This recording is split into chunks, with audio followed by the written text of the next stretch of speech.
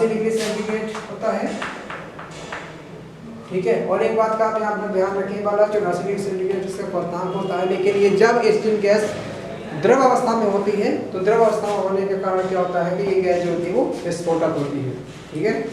लेकिन जब ये द्रव अवस्था में होती है तो क्या होती है वाली, विस्फोटक होती है वाली। इसलिए इसको रखने के लिए, ठीक है, क्या काम करते हैं, जो एसीटोन होता है एसीटोन में इसको विलय करके, और जो एस्बेस्टॉस का जो पोरस कोट होते हैं वाले यानी कि छिद्रित जो पात्र होते हैं, फिर इसको इसमें संग्रहित करके रखा जाता है, ठीक है।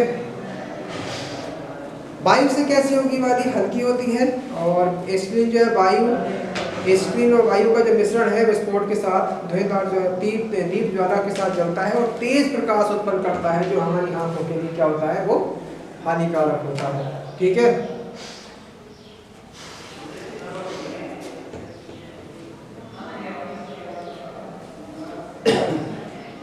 तो दोस्तों के इसमें भौतिक गुणों में आपने इसके बारे में जान ही लिया होगा वाला, बस मैं एक बार थोड़ा सा बस शॉर्ट में इसको फिर दोहरा देता हूँ कि भौतिक गुणों के अंदर इसके अंदर क्या खास बात है।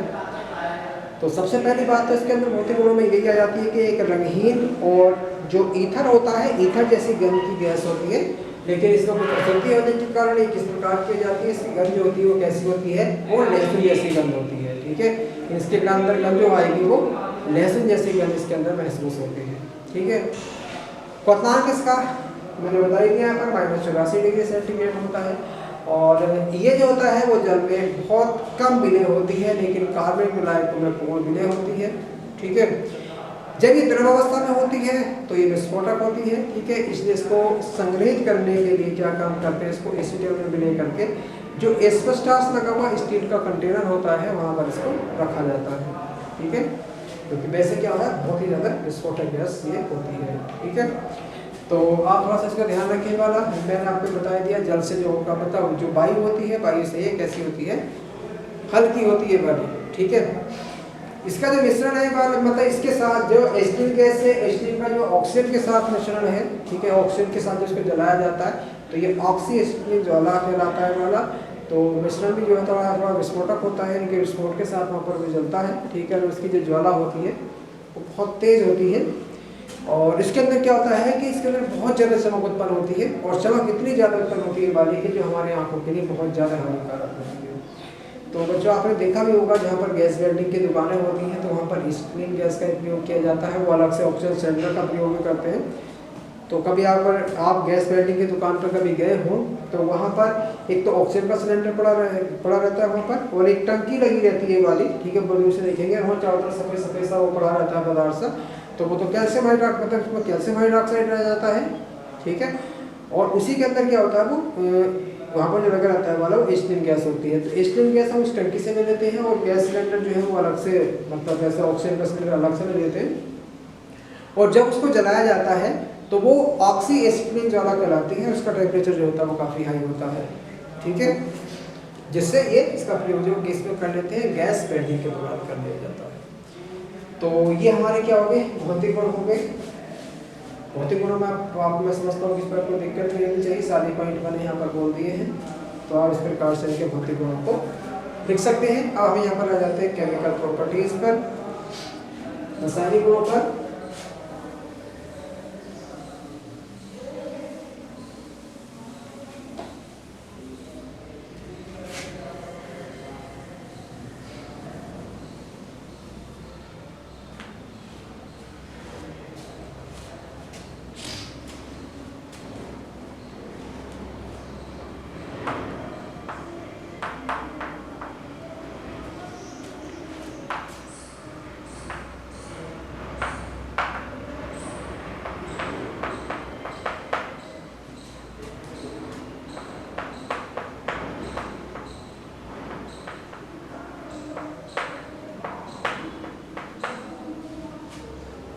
फिर आ गया यहाँ पर केमिकल प्रॉपर्टीज, रासायनिक गुण।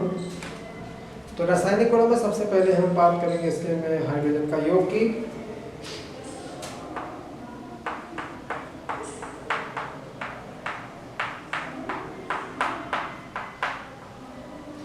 इनके एडिशन ऑफ हाइड्रोजन। तो यहाँ से सबसे पहले हम बात किसकी करेंगे, हाइड्रोजन के योग की बात करेंगे। तो इसमें क्या होता है, पहले एथिलीन बनती है और उसके बाद क्या जाता है यहाँ पर एथेन गैस बनती है। अगर एथिलीन के लिखे ग्राफ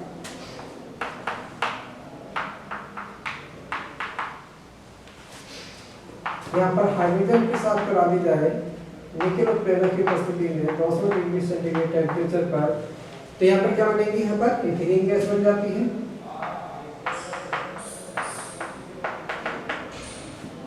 और इसी के फिर यदि हाइड्रोजन सी के साथ करा दी जाए निकेल उत्प्रेरक की उपस्थिति में 200 डिग्री सेंटीग्रेड टेम्परेचर पर, तो यहाँ पर क्या प्राप्त होता है, फिर एथिलीन गैस प्राप्त होती है। ठीक है, तो यहाँ पर क्या था, हाइड्रोजन का योग है और इसको हम पहले भी पढ़ चुके हैं सवाती समीकरण के दौरान। ठीक है, इसको हम पहले पढ़ भी चुके हैं। तो निकेल उत्प्रेरक की उपस्थिति में यहाँ पर क्या था, रेनिन निकेल लिया जाता है की उपस्थिति में 200 डिग्री सेंटीग्रेड टेम्परेचर पर यदि इस निकेल निकेल हाइड्रोजन से कराई जाए तो एथिलीन गैस प्राप्त होती है, जो आगे हाइड्रोजन से संयोग करके एथेन गैस उत्पन्न करती है। ठीक है, इस प्रकार से क्या करते हैं, हमने यहाँ पर हाइड्रोजन का योग हो गया है, तो आप इसका हाइड्रोजन के योग में लिख रहे हैं।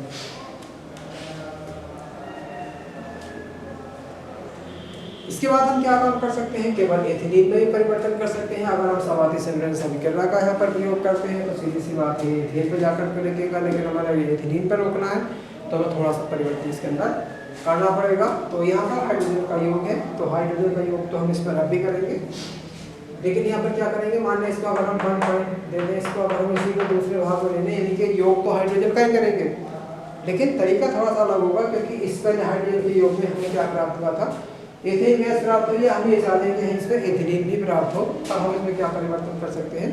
ठीक है, तो अब इसको देख लेते हैं।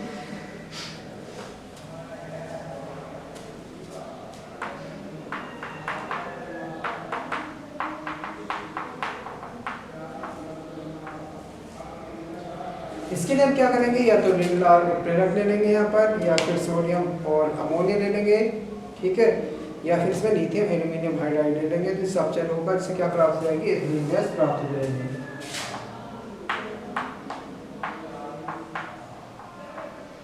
तो या तो रिंगलार अभिकर्मक,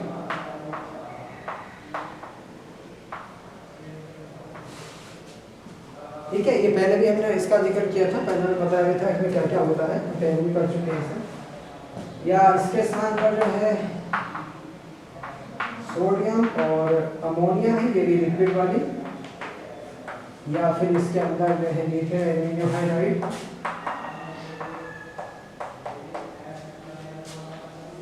द्वारा अगर इसका ऑप्शन करा दिया जाए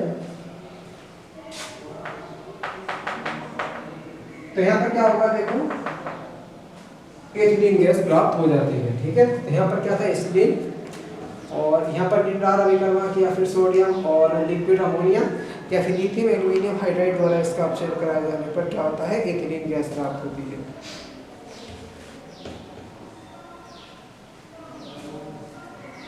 तो इस समीकरण को आप नोट कर लें।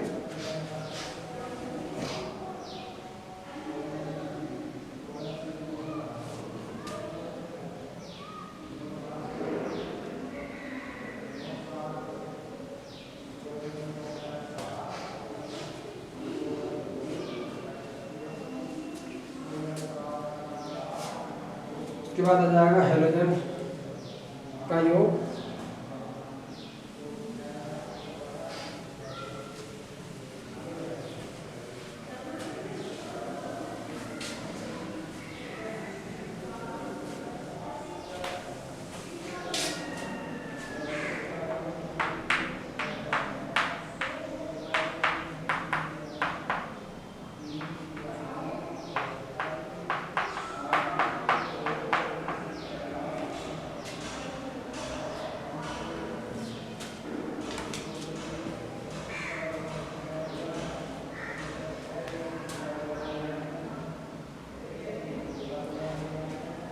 अब यहाँ पर क्या काम कराएंगे, देखो इसमें हेलोजन का योग होगा। हेलोजन का योग होने पर पहले क्या बनेगा, एसिटिलीन डाइहैलाइड, उसके पास क्या बनता है, उसके बाद क्या बनता है, टेट्राहैलाइड बन जाता है।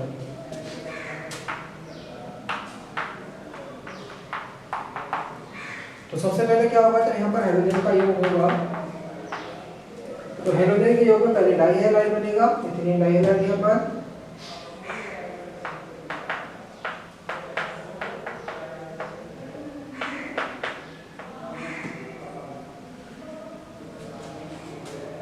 यहाँ पर लेंगे H, ठीक है।